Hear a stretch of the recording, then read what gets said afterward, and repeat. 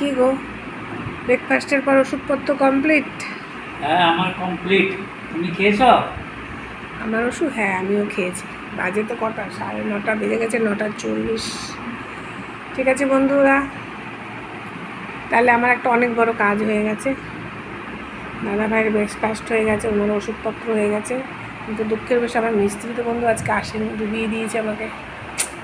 এটা তো একটা বিশাল ব্যাপার। দেখো না আমার কী অবস্থা, রান্নাঘরের আজকে কাজ হবে, রান্নাঘর পুরো ফাঁকা করে দিয়েছি, এখন মিস্ত্রি বলছে আসবে না।